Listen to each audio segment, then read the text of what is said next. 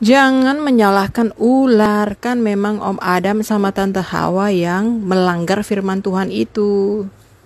Si ular kan hanya menggoda, dia nggak menyentuh sedikit pun, dia hanya berkata-kata dan menggoda. Tapi kan Om Adam sama Tante Hawa yang makan itu, buah itu. Tuhan bilang kan kalau makan kau pasti mati dan diusir keluar dari surga gitu loh.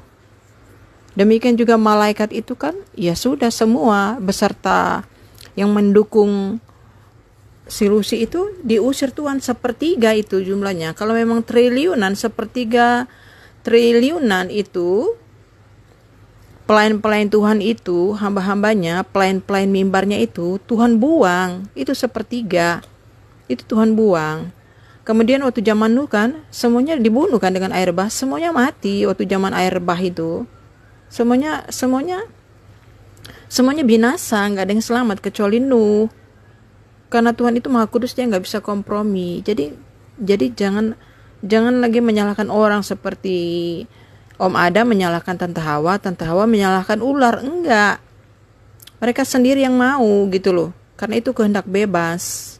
Ya kan? Jadi bukan karena orang kita bersalah. Ya itu karena mau sendiri.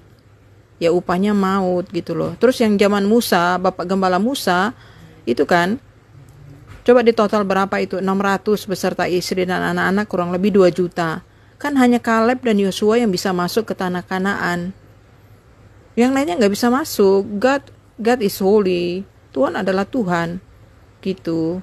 Karena mereka memilih untuk melawan, memberontak dan menyembah berhala. Hatinya jahat, komplain dan marah gitu loh, melawan Bapak Gembala Musa itu kan. Coba mereka hatinya baik, perilakunya baik seperti Kaleb dan Yosua, itu pasti masuk. Di Ibrani juga dikatakan siapa yang mencontoh ketidaktaatan orang Israel itu waktu apa yang mereka perlakukan kepada Tuhan, preaching, teaching dan kepada hambanya Musa, juga tidak akan masuk. Itu Ibrani. Begitu ya. Gitu. Jadi semuanya karena kehendak bebas ya. Jadi kalau memang kita mau ke surga, kita harus taat total. Kalau nggak mau ya sudah pasti lautan api. Udah itu aja. Bukan salah orang lain gitu loh. Ya kan, waktu zaman air bah kan semuanya binasa. Nggak ada yang selamat. Sama juga dengan zaman ini. Kalau nggak mau taat ya sudah. Gitu. Tetap lautan api, alam maut itu. Kalau mau ke surga ya harus taat total gitu. Tapi kalau nggak mau ya nggak bisa. Kalau dengar preaching sama teaching saja kita tidak bisa terima, mana bisa kita melakukan firman. Begitu ya. Kalau ada ADPRT jadi gereja kita, gereja yang sudah mengajarkan kekudusan, ketaatan, kan ada ADPRT gereja saja, kita tidak bisa taat total. Ya apalagi firman Tuhan, tetap gak bisa. Begitu ya, tetap gak bisa. Gitu. Bukan karena Tuhan, bukan karena gereja, bukan karena pendeta gembala, itu hati gitu loh. Kan? Adam kan bisa kan menolak ular untuk tidak taat kepada godaan ular, bisa. Tapi kan dia memilih makan itu buah, kan dia memilih melanggar firman karena harus keluar dari surga.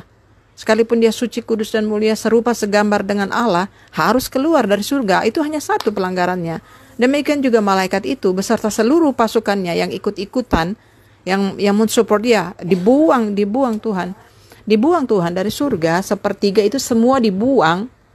Di situ ya, kalau kita bilang situlah mama bapaknya, keluarganya, teman-temannya gitu ya, besti-bestinya semua diusir, dibuang dari surga. Adam, baik suami Adam maupun istri dibuang. Demikian juga Kain, anaknya kan, si Kain itu kan ditegur firman juga gak mau dengar kan. Lihat itu si Kain, ditegur firman gak mau dengar dia. Kenapa dia ngelawan? Kenapa si Kain ini ngelawan Tuhan? Kan bapaknya begitu. Si Adam itu.